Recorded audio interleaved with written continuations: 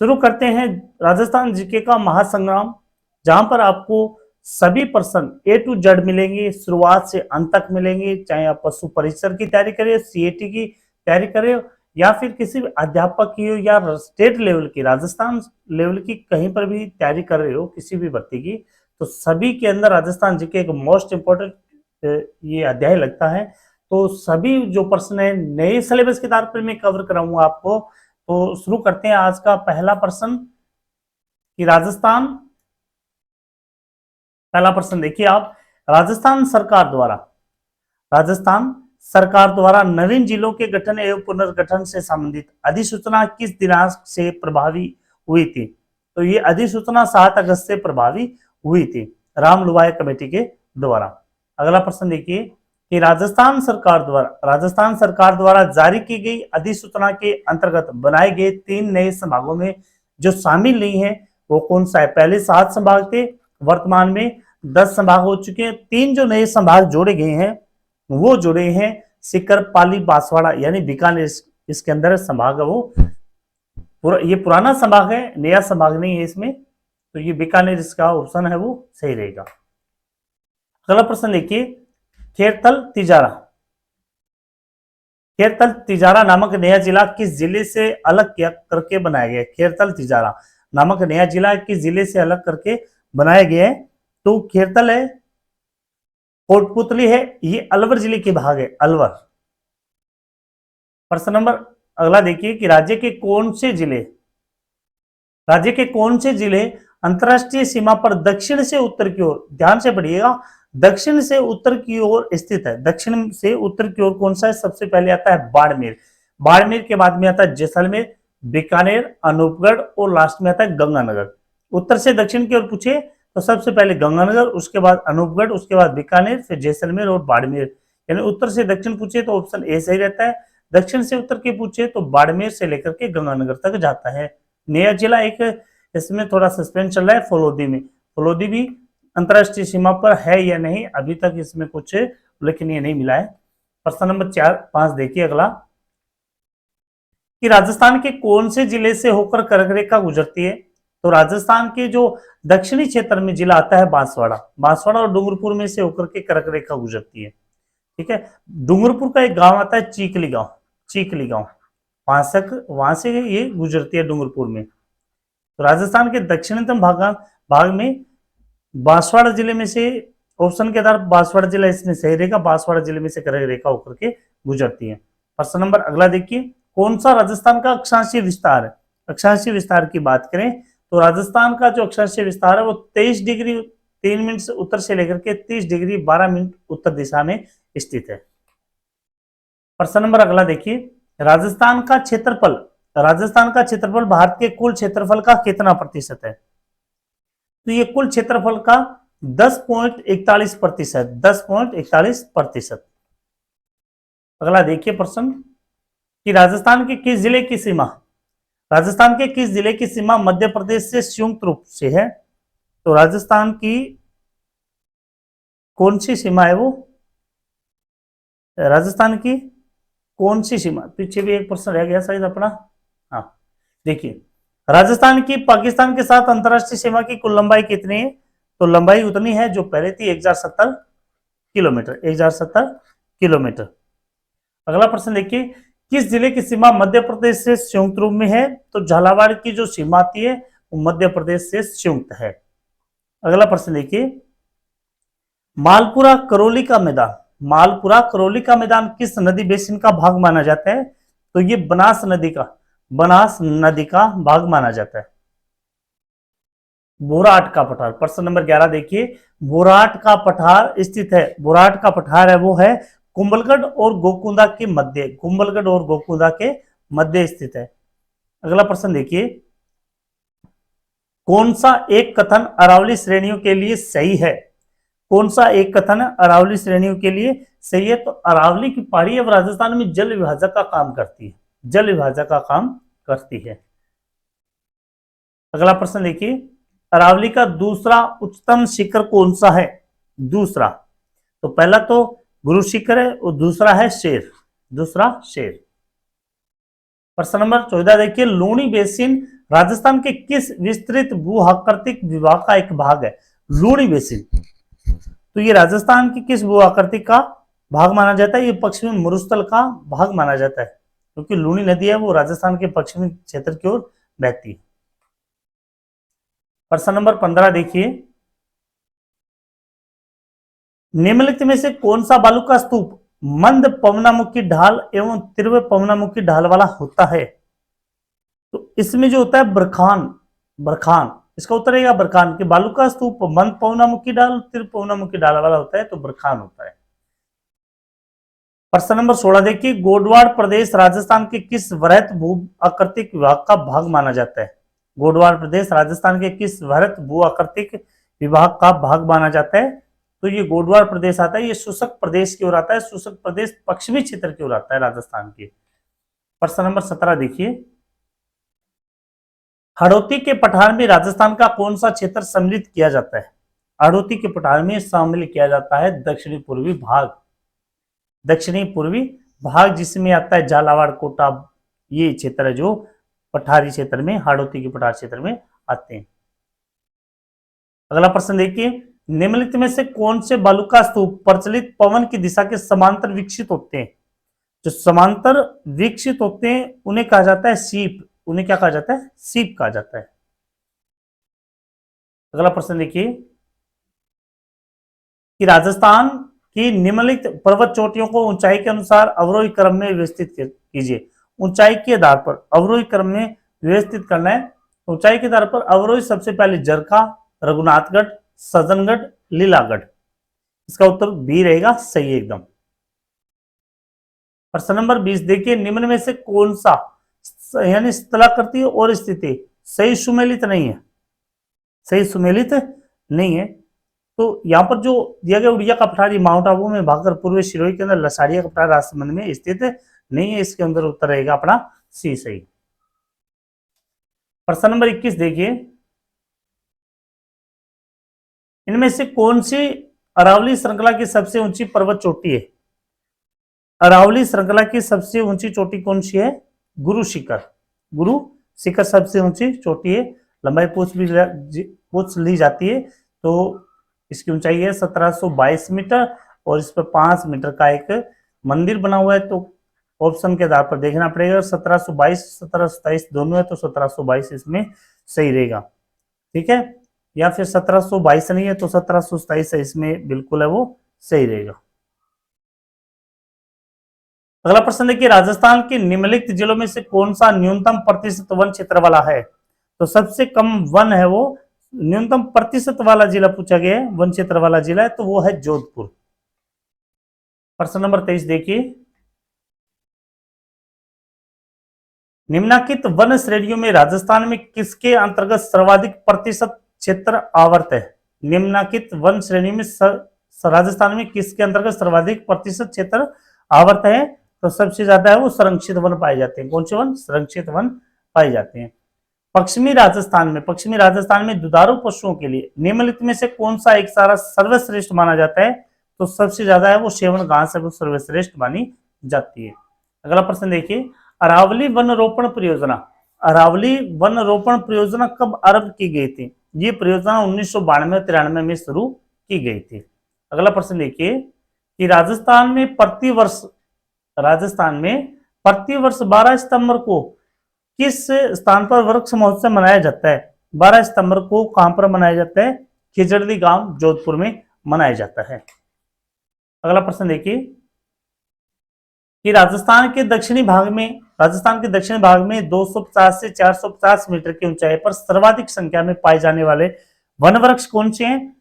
तो सबसे ऊंचाई पर पाए जाने वाले जो 250 से 450 मीटर तक ऊंचाई तक होते हैं वो सागवान के वन होते हैं। अगला प्रश्न देखिए, राजस्थान में किस वृक्ष से कत्था निकाला जाता है? कथोड़ी जनजाति के द्वारा कत्था निकाला जाता है, किस वृक्ष से निकाला जाता है? एक खेर वृक्ष से निकाला जाता है। अगला प्रश्न देखिए कि निम्नलिखित में से किस जिले में आरक्षित वन क्षेत्र है? निम्नलिखित में से किस जिले में अधिकतम आरक्षित वन क्षेत्र है? तो अधिकतम की बात करें तो सबसे ज्यादा उदयपुर में, प्रश्न नंबर 30 देखिए, खस की घास मुख्य रूप से राजस्थान में पाई जाती है, किस जिले में पाई जाती है? ये भरतपुर और टोंक वन विभाग में पाई जाती है, भरतपुर व टोंक वन विभाग में पाई जाती है। हाँ, अगला प्रश्न देखिए, खेजड़दी आंदोलन में अपने जीवन का बलिदान किसने किया था? खेजड़दी आंदोलन में अपने जीवन का बलिदान किसने किया था? तो अमृता देवी ने, अमृता देवी ने अपने पति और पुत्रियों सहित खेजड़दी वनों को बचाने के लिए अपना बलिदान दिया था और उन्हीं की याद में वृक्ष मेला बढ़ता है। अगला प्रश्न देखिए, कोपेन की जलवायु वर्गीकरण के अनुसार राजस्थान के किन जिलों में स्टेपी जलवायु पाई जाती है? स्टेपी जलवायु पाई जाती है, वो पाई जाती है बाड़मेर, जालोर और जोधपुर में, बाड़मेर, जालोर और जोधपुर में। प्रश्न नंबर 33 देखिए, राजस्थान का कौन सा जिला औसत वार्षिक वर्षा की मात्रा सर्वाधिक प्राप्त करता है? कौन सा जिला प्राप्त करता है? तो सबसे ज्यादा वर्षा झालावाड़ में होती है, राजस्थान में। प्रश्न नंबर 34 देखिए, कोपेन की जलवायु वर्गीकरण के अनुसार डूंगरपुर और बांसवाड़ा जिलों में किस प्रकार की जलवायु पाई जाती है? डूंगरपुर और बांसवाड़ा में AW प्रकार की जलवायु पाई जाती है, कोपेन की जलवायु वर्गीकरण के अनुसार। प्रश्न नंबर 35 देखिए, कोपेन का वर्गीकरण है, इसमें भी कोपेन के जलवायु वर्गीकरण के अनुसार जालोर, सीकर, नागौर और झुंझुनू निम्नलिखित में से किस जलवायु प्रदेश में शामिल किए गए हैं? तो जालोर, सीकर, नागौर इनको शामिल किया गया है BSHW। हाँ, अगला प्रश्न देखिए, राजस्थान के जुलाई माह में वायुदा मानचित्र में 999 मिलीबार रेखा किन किन जिलों से होकर गुजरती है? तो ये गुजरती है जालोर में से, पाली में से, अजमेर और टोंक में से। उत्तर इसका डी सही रहेगा। प्रश्न नंबर 37 देखिए, राजस्थान में शीतकाल में वर्षा करने वाले विक्षोभों की उत्पत्ति होती है। तो विक्षोभों की उत्पत्ति होती है, वो होती है भूमध्य सागर और कैस्पियन सागर से, भूमध्य सागर और कैस्पियन सागर से। अगला प्रश्न देखिए, अति आर्द्र जलवायु प्रदेश में कौन सा जिला स्थित नहीं है? अति आर्द्र में उत्तरी चित्तौड़गढ़ जिला है, वो नहीं आता, ये अति आर्द्र क्षेत्र में नहीं आता। अगला प्रश्न देखिए, निम्नलिखित में से अरब सागरीय अपवाह तंत्र कौन सा है? अरब सागर में गिरने वाली नदियां कौन सी है, इसमें पूछा गया है। तो अरब सागर में नदियां गिरती है जोजड़ी, बांडी, जवाई। जोजड़ी, बांडी, जवाई एक सहायक नदियां है। कौन सा सही सुमेलित नहीं है? कौन सा सही सुमेलित नहीं है? तो बाणगंगा, माही। ये माही है, ये कौन सी जिले में? ये कर्क रेखा को 2 बार काटती है, ये बांसवाड़ा जिले के अंदर है, और बाणगंगा ये अलवर जिले के अंदर। प्रश्न नंबर 41 देखिए, कौन सी नदी उत्कात भूमि के लिए कुख्यात है? उत्कात भूमि के लिए कुख्यात भूमि नदी कौन सी है? कुख्यात उत्कात भूमि के लिए कौन सी नदी है? वो उत्कात यानी बेडलैंड के लिए कुख्यात है, तो ये चंबल नदी है, सबसे ज्यादा मृदा अपर्दन का काम करती है। घग्गर का मैदान अवस्थित है। घग्गर नदी ये हनुमानगढ़ जिले में से होकर के गुजरती है, हनुमानगढ़, गंगानगर, नूरगढ़। तो ये कौन से क्षेत्र में आ जाएगी? ये आ जाएगी अपने गंगानगर और हनुमानगढ़ जिले में। अगला प्रश्न देखिए, बिसलपुर बांध का निर्माण किस वर्ष में पूर्ण हुआ था? बिसलपुर बांध टोंक में जो 1999 में पूर्ण हो चुका था। अगला प्रश्न देखिए, कौन सी नदी संबंधित जिला सुमेलित नहीं है? इसमें से कौन सी नदी जिला सुमेलित नहीं है? तो ये वात्रक, ये बांसवाड़ा, ये इसमें है, सुमेलित है। प्रश्न नंबर 45 देखिए, निम्नलिखित नदियों में से कौन अध्यारोपित नदी का उदाहरण है? अध्यारोपित नदी का उदाहरण है वो बनास नदी। कौन सी नदी है ये? बनास नदी है। सबसे ज्यादा त्रिवेणी संगम भी बनास नदी पर बनते हैं। अगला प्रश्न देखिए, इनमें से कौन सा जोड़ा सही नहीं है? इसमें से कौन सा जोड़ा है वो सही नहीं है? बजाज सागर बांध डूंगरपुर, ये इसमें असंगत है। प्रश्न नंबर 47, निम्नलिखित में से कौन सी राजस्थान की एक नदी अंतः प्रवाह प्रणाली के अंतर्गत नहीं है? अंतः प्रवाह प्रणाली के अंतर्गत नहीं है, तो ये पार्वती नदी नहीं है। पार्वती नदी है वो अंतः प्रवाह प्रणाली की नदी नहीं है। प्रश्न नंबर अगला देखिए, मुहाने से उद्गम की ओर चंबल नदी पर स्थित बांधों का सही क्रम। चंबल नदी पर बने हुए जितने भी बांध है, मुहाने से लेकर जहां से इसका उद्गम होता है और अंतिम तक जो बांध है, उनके क्रम के आधार पर कौन कौन सा बांध है? सबसे पहले जवाहर सागर, राणा प्रताप सागर और गांधी सागर। इसका मुहाने से उद्गम की ओर, मुहाने से उद्गम की ओर पूछा है, ठीक है, जहां ये नदी दूसरे में जाकर के मिल जाती है, दूसरी की सहायक नदी, दूसरी जो बड़ी नदी है उसमें जाकर के मिल जाती है, वहां से लेकर के जहां उद्गम होता है वहां तक इसका सही क्रम पूछा गया है। तो अगर उद्गम से मुहाने की ओर पूछे तो गांधी सागर, प्रताप सागर और जवाहर सागर। मुहाने से उद्गम की ओर जवाहर सागर, राणा प्रताप सागर, गांधी सागर। तो चंबल नदी पर मुख्य रूप से 4 बांध बनाए गए। अगला प्रश्न देखिए, खड़ीन, खड़ीन वर्षा जल संग्रहण की परंपरागत विधि पाई जाती है। तो ये परंपरागत विधि है वो जैसलमेर में सर्वाधिक मिलती है।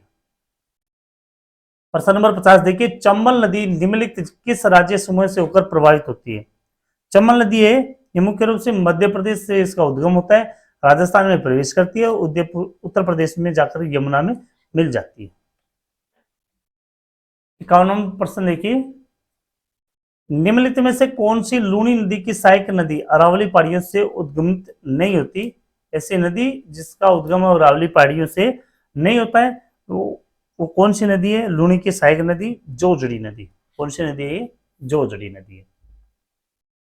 अगला प्रश्न देखिए, गंभीरी और बेडस नदियों के संगम पर कौन सा किला बना हुआ है? गंभीरी और बेडस नदियों की संगम पर बना हुआ है चित्तौड़गढ़ का किला। अगला प्रश्न देखिए, बीकानेर जिले से प्रभावित होने वाली नदी कौन सी है? तो बीकानेर जिले के अंदर कोई भी नदी प्रभावित नहीं होती।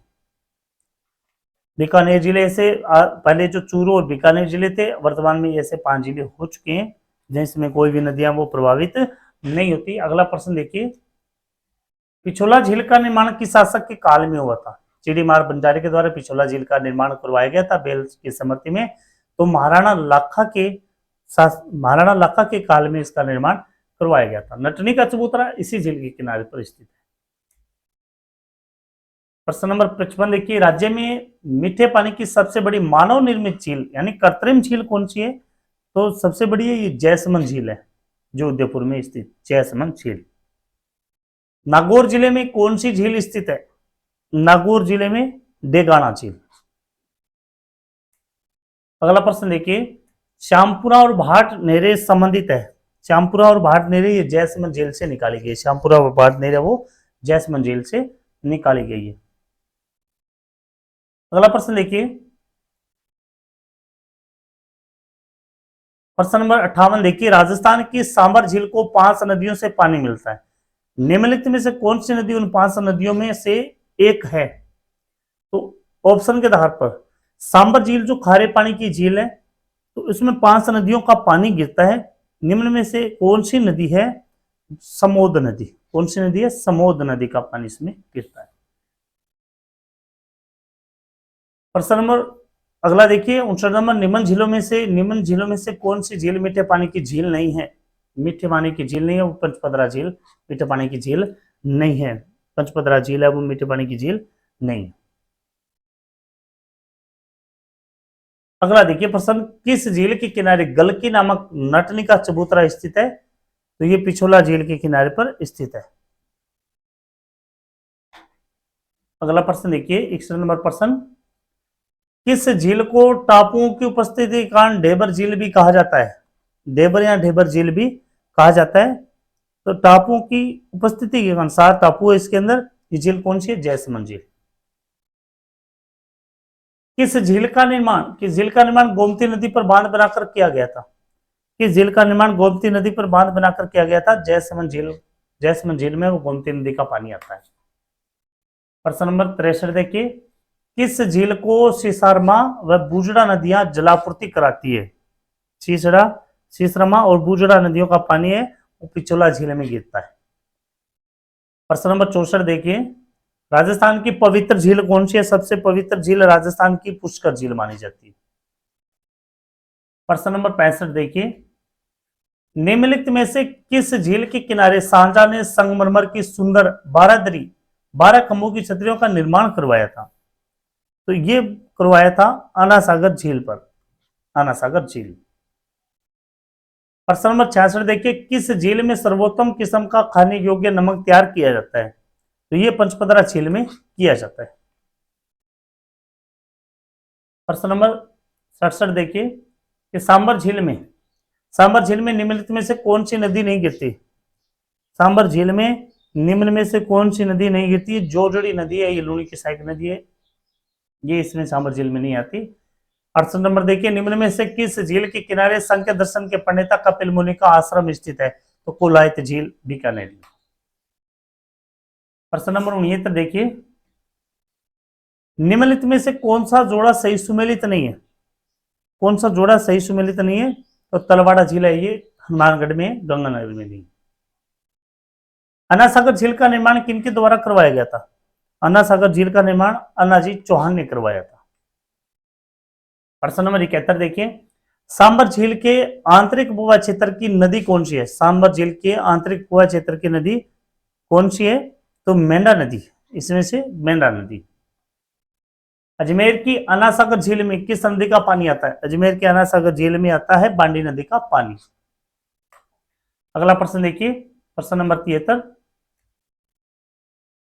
मीठे पानी की सबसे बड़ी झील जैसमंद, इसमें उत्तर मैंने पहले ही दे दिया है, जैसमंद झील सलूमवर के अंदर। राजस्थान की प्राचीन प्राकृतिक झील कौन सी है? राजस्थान की प्राचीन प्राकृतिक झील है वो पुष्कर झील है। तो हम ये जो सीरीज शुरू की है हमने A to Z की है, यानी शुरुआत से अंत तक सभी प्रश्नोत्तरी आपको मिलेगी। कक्षा अच्छी लगी तो लाइक व शेयर जरूर करें। जय हिंद, जय भारत।